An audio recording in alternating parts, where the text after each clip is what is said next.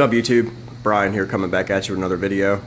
First off, I want to apologize for not putting any content out in a while. I've been super busy, but we're going to make a video today here. We're going to go over a bunch of different topics, tell you guys about what's all been going on, and kind of give you an idea on where we're headed. So let's go ahead and get into it. So in May, my buddies and I went down to ReefAPalooza in Orlando, and it was super cool. A lot of people were there. Definitely rubbing elbows and bumping into people left and right, but it was a great experience. I'm not even gonna lie. I picked up some good stuff while we were down there. Went ahead and got this nice cluster of zoanthids here. You got some nice blues and some reds and some yellows, so that was a good find. I picked up a cool hammer coral. If my clownfish will get out of the way. Picked up a cool hammer coral there. He's got gold tips, so he's pretty cool. He's purple and with gold tips. Picked up those little zoas there. I don't know how well you can see them. They got like a blue center and gold skirts, so they're pretty cool. Picked up this Goniopora, or flower pot coral, which is really cool. I picked up this guy over here. My camera will focus. Doesn't look like it wants to. Anyway, we got this frag rack. So it was definitely cool. We met a lot of cool people. I got to stop by and meet Ryan from BRS TV at Bulk Reef Supply. So that was really cool. Really nice guy, really friendly. So love meeting people from the reefing community. It's always a great time when you can meet these people and get to know them and have a discussion with them face to face instead of just watching them on YouTube or seeing them on the internet. So that was definitely cool. Moving on, we acquired some new equipment.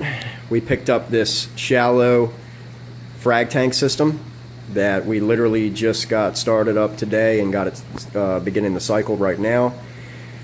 Let's go ahead and take a look at it. Now I'm sure my Bluetooth speaker is picking up the sounds like crazy, but believe me when I tell you that this thing is quiet as a church mouse. If you're seeing it in person and standing right in front of it like I am, I mean, you can't even hear it. The drain itself is so quiet. It's pretty much non-existent. You can't hear a thing where I'm standing. The tank measures 48 inches long. I want to say it's 18.5 inches wide and it's 7 inches tall. So it's roughly, I want to say, about 20 gallons in the tank itself. So it's a shallow 20-gallon frag tank. So we went ahead and got it set up. Got our egg crate in there. Got some rock to hold it down. And we're just starting the cycle for it now. This is where we're going to house our corals that we will be eventually putting up for sale on our website. So definitely stay tuned for that. Now, while we got this tank, we obviously needed more equipment.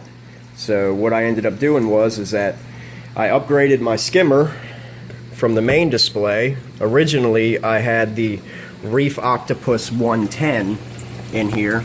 Well, now we've upgraded to the Reef Octopus 150, and believe me when I tell you, this thing is massive. I mean, it is an absolute big daddy beast. It took some finagling, I ain't even gonna lie. I mean, I had to fight with this thing to get it in here, but it is a beast. I mean, we got it yesterday. Ran it through a little vinegar bath to help get the oils from the manufacturer off of it, and stuck it in here today. And I mean, it's already skimming, and I mean, look at that skin mate and all that it's pulling out of there. I mean, just dark skin mate. So it's definitely going to handle this 75-gallon display with no problem. Our refugium is kicking ass. I mean, look at that chaeto right there. Look at the green on that chaeto. I mean, it is thriving in here. It's full of pods, and everybody's happy. So this system's really doing good. The GFO reactor's doing good. The tank is super clean from any algae issues. running that GFO reactor, I hardly even have to wipe down the glass. Maybe every few days I'll have to, but not like I had to before getting the reactor. The reactor has definitely made it to where running the mag float across the glass is not as necessary day to day as it was before. So being that we upgraded there, we needed some equipment for this tank. So first off, let's show you kind of what we got down here. First off, we got this 8-bar power supply system, which is really cool. I should have had one of these a long time ago. In fact, I'm going to get another one for the display tank because this is just so much more convenient. I mean, I'm going to flip on the light inside of here so that way we can get a look at the equipment, but all you got to do is just, everything's on an individual switch. Flip the switch on, there's the light. You know, I don't have to pull a plug and disconnect everything. I mean, this is just so much more convenient. So let's go ahead and get in here. We got our power supply, or excuse me, our surge protector here, so that way we can protect all of our important equipment, because that's important. Right now my light's kind of just hanging down here, so let's just go ahead and grab him as we can see what we're working with. Here's our return line to a ball valve to our return pump. I went ahead and got some new rock for filtration purposes. There's about 20 pounds and in the sump here, and with one piece of good, well-established live rock that came from the display tank to help seat it, so that'll help kind of speed up the process.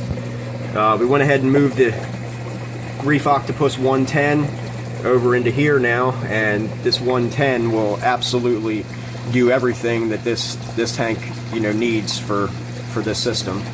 We went ahead and hard plumbed it. We got a ball valve there down to a union that we could unscrew should the need ever arise. So everything's kind of coming along. We picked up another sump from Trigger Systems. This is the crystal version. As you remember, the display version has the ruby system. This is their cheaper model. Same type of build quality. I'm going to be honest with you. The quality is all the same. You're not losing on quality control when you choose the crystal version over the ruby, or the ruby over the emerald. All the quality is going to be the same. It's just the features you're going to get with it. This one here is, like I said, there's no ruby accents to it. It's just all clear. There's no probe holders on this one, but that's okay. It's not really necessary, and if it is, you can get aftermarket probe holders that can mount, you know, to the sides. So that's really not an issue. But this is their crystal Trigger Systems. This is the 30-inch, which actually I definitely could have got away with the 36-inch because I got plenty of more space down here underneath the cabinet. We went ahead and installed this shower pan, this vinyl rubber shower pan in here. So that way, God forbid any water does spill inside of here, it's not going to damage my hardwood floors or weaken the stand itself. So that was good. I wish I would have done that for the display tank, but you live and you learn, right, people? So yeah, that's kind of where we're at right now. Like I said, this frag system here, the top portion holds about roughly 20 gallons. The sump itself, according to the manufacturer's specifications, holds about 25. So you're looking at about a total water volume of about 45 gallons of water. So that 110 Reef Octopus will be more than enough to really knock out any type of skim mate filtration issues that this tank may come in contact with. We're starting the cycle right now. Went ahead and added some beneficial bacteria to kind of jumpstart it, as well as tossed in a little bit of frozen mysis shrimp for the bacteria to feed on. I'm not a real big fan of cycling tanks with fish. I think that's kind of a cruel way and putting a lot of stress on a fish, and it's really not necessary. You can cycle a tank without a fish. Just get you a piece of shrimp from the grocery store, or take some frozen mysis shrimp that you currently feed your other fish with and toss it in here and just let it degrade over time. I mean, you're going to wait a little bit longer, but the reality of it is that you're not being cruel to an animal. And just like we've all already know in this hobby, the only thing that happens fast is mistakes. So you can't rush Mother Nature. Let it just run its course. But that's kind of where we're at right now, guys. This right here, you can see these are where the lights are going to hang. I'm actually going to build a canopy with a retrofit T5s. There's probably going to be about 4 T5 bulbs over this tank, as well as an LED in the middle. These bars do raise. This is not, they're just setting down at their lowest setting. They actually do raise up, so the canopy will be suspended from them. But I kind of just got them sitting down there right now because obviously there's no light for it. So, but yeah, that's kind of where we're at, man. We're getting the frag tank up and going. The main display's rocking and rolling. Everything is coming along really well. So definitely stay tuned.